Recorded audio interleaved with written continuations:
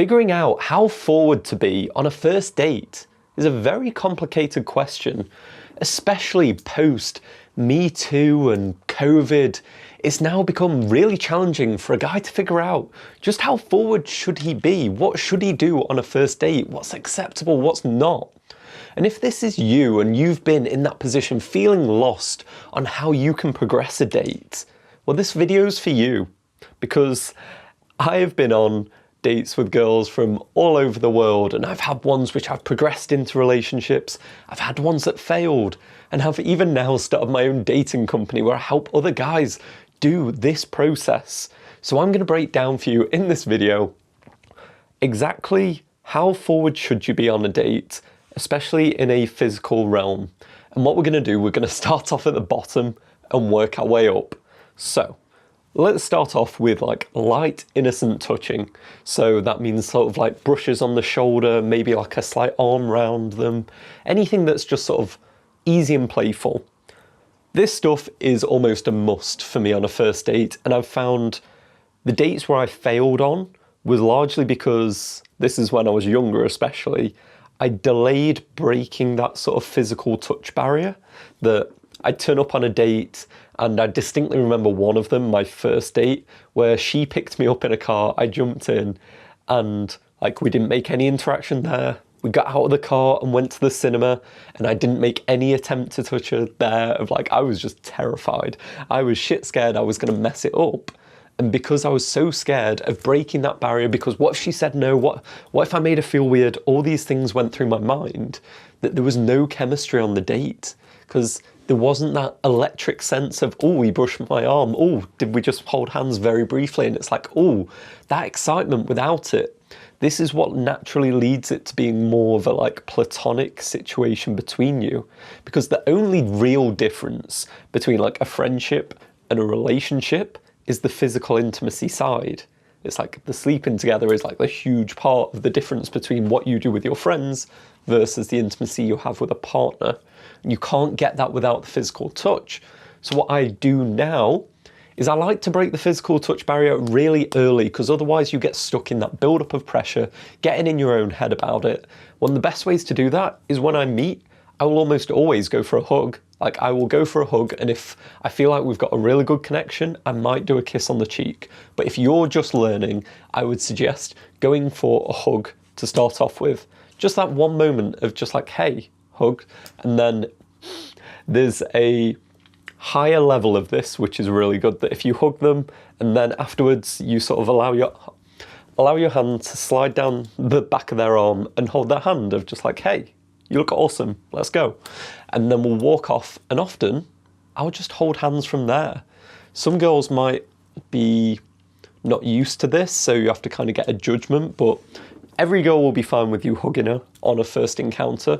The hand holding can depend on the girl a little bit. You can get a sense for if she's comfortable with it early on, but I tend to go for it. Or I'll get her to link arms with me. I think the link arms one is pretty good, because that's also super safe, but like you're able to get that bit of touch connection without it being too intimate, because a girl might be afraid of PDA and she considers even hand holding in public a bit of a statement for a first date. So I've done the link arms one.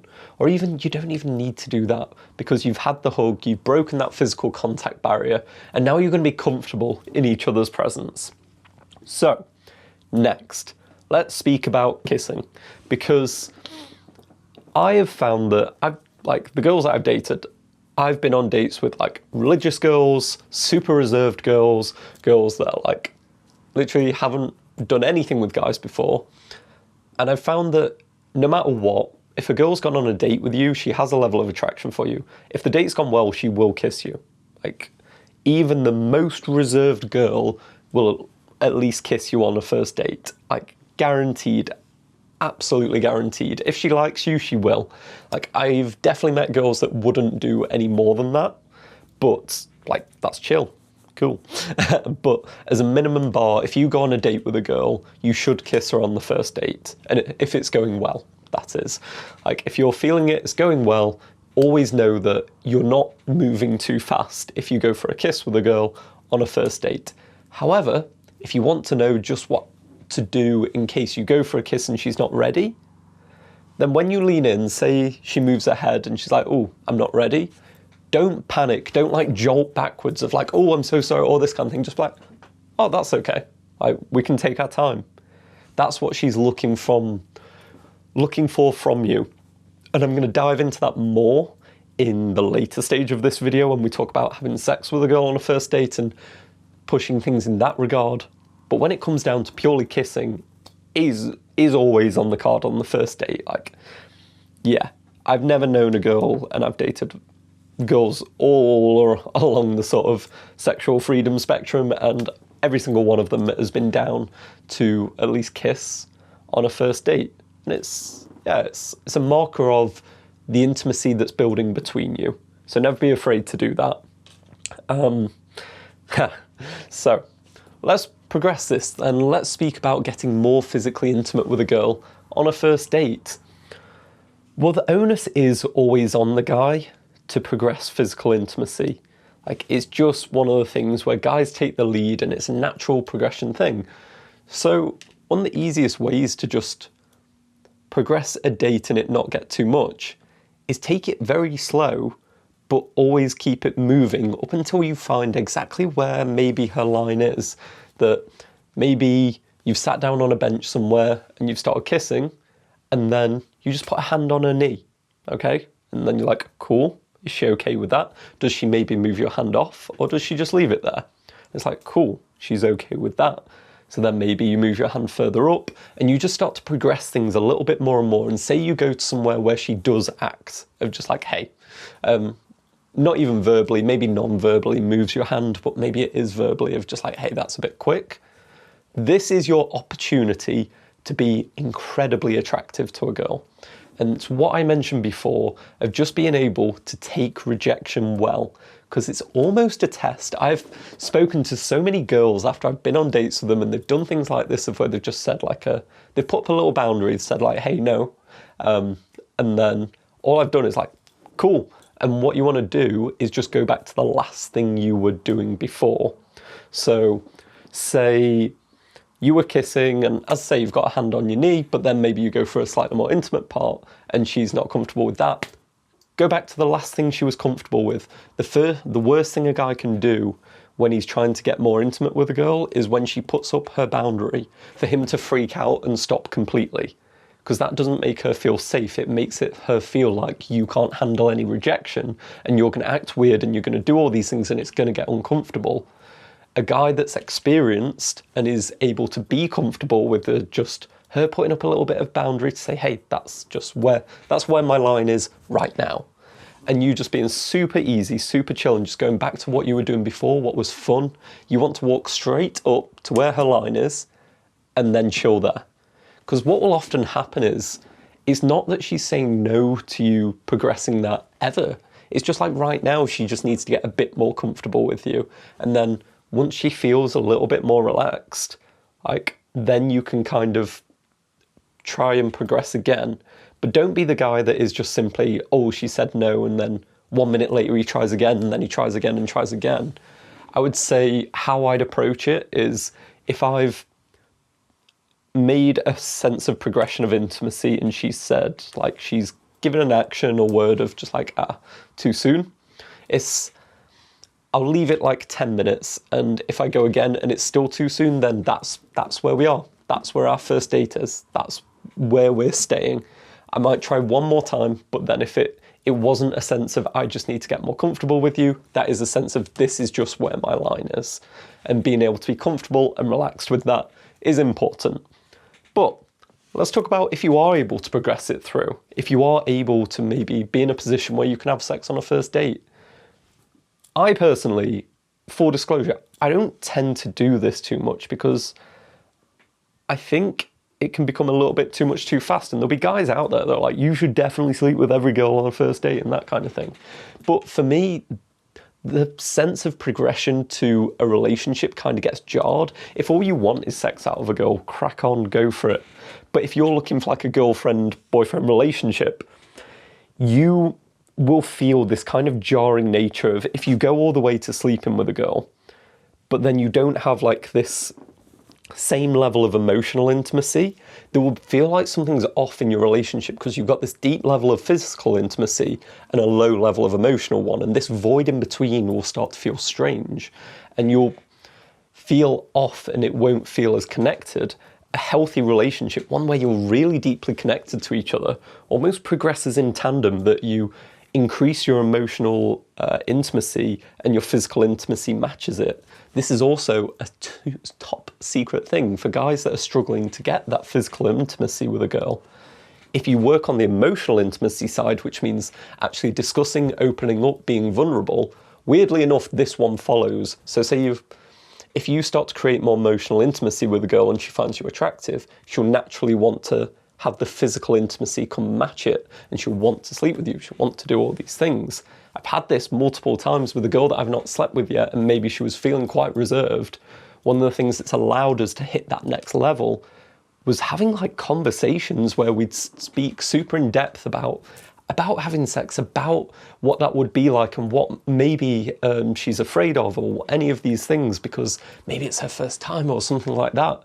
When you can match the emotional intimacy to the physical intimacy, that's when everything starts to feel really good. That's why people say that one night stands are not that great, because you've got this disconnect between the two. So if you're on a first date, like, it just depends what you're wanting out of it. If all you're interested in is sleeping with a girl, go ahead. Shout out, I'm probably not the right channel for you. I'm sure there are plenty of other channels that are probably better suited to what you're after. But if you're like me and you're mainly just out there looking for people to have an actual real connection with, you don't need to sleep with a girl on a first date, and it's unnecessary. It's like, I like the slower build, and that doesn't mean that all we do is kiss forever, but it's just like, I like the progression and sense that comes with that. Because if you sleep together on a first date, it's like, where is there for the relationship to go after that? You don't get to enjoy that honeymoon period of you just getting to know each other that acts as the foundation for your relationship going forward. You miss out on all of that if you just decide, okay, we're just going to do everything on the first encounter. And then it's like, well, cool, but now, like, you've already gone to the finish line. What are we going to do now? If you want to have that real sense of like progression to your relationship, building up more and more each date is 100% the way I'd go for it. Like, second date's fine. I think there's plenty of times where I've had relationships with girls and we've maybe got intimate and slept together on a second date, because we've at least put in that foundational work. So if you're in a position you don't know how you should progress things forward, I'd say the main takeaways are this: you can always kiss a girl on a first date if it's going well. There's no reason to go on a date with a girl and it not to at least have a kiss involved in it if she's interested and you're interested. Secondly, to find out how forward you should be, part of that is just being super attentive to the girl and being brave enough to just progress things little by little by little at a time. Don't try and jump for something. One of the reasons that I say break the touch barrier early in a date and be in that kind of physical contact of a bit of like linking arms, hand holding, is because then it's not jarring when you suddenly kiss her. The worst dates are when you didn't touch each other at all and then someone awkwardly lunges in for a kiss at the end. It doesn't work out very well.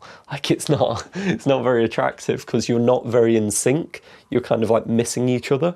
Every single time you make that physical contact, you start to become more in sync with each other, so it becomes natural. When you lean in for the kiss together, you're so attuned to each other at that point, because maybe you've been leaning on each other, like you've got your arms pressed against each other, you sat in the booth of a bar, you've been sort of playing with each other's hands, and then you look at each other and you're already just kind of locked in of how that's going to go. The awkwardness around a first kiss is doing that thing of like, you're sat there, she's sat there, and you're like tapping your hands and like, oh, gone for it, and you've messed it up. And first kisses are important. It's not the be all end all, but like, they are fairly important. So one of the ways to get comfortable is to be in that constant physical contact, and then just progress it to such a point where you can see that this is like, that's her line, that's what she's comfortable doing, and then you're a-okay with that. You do not need to be pushy or anything like that. This is your opportunity to be seen as very attractive. It's someone she can feel safe around, that trusts her, that listens to her because if you listen to her when she says no, then she's more willing to open up to you because she knows that you will respect when she says no. If she doesn't believe you will respect her no, one, she won't go out with you anyway, but two, she's unwilling to let you in or let you anywhere near a boundary because she thinks you won't listen to it. So having the bravery to push things forward and get to the point where she's like, hey, that's where I'm at, that's my comfortability, and you just be like, phew, she'll love that, like from a date. So I get these are complex topics, and it is very, very scary, but it doesn't have to be. Just know that the more comfortable you get with touch and intimacy like that, the better you'll get with it and the more she'll feel comfortable with you. Because I know another topic for guys that is really difficult is the thought of being dominant around girls. They've been told that they want to be masculine, be dominant, but everything says that that's the scary thing to do, even though girls definitely find it attractive. So if you're like me, who is that quintessential nice guy who really struggled with this and is afraid of it, I actually made a video where I broke down how you can be a dominant guy without being an asshole, so you can have all the benefits of the bad boy archetype where it's someone that is able to be dominant and lead, but without any of the repercussions of being a dick. So if that calls out to you, check out this video here, and I guarantee you, you will start to understand how you can be a dominant guy, be the guy that gets respect, well, without being an asshole.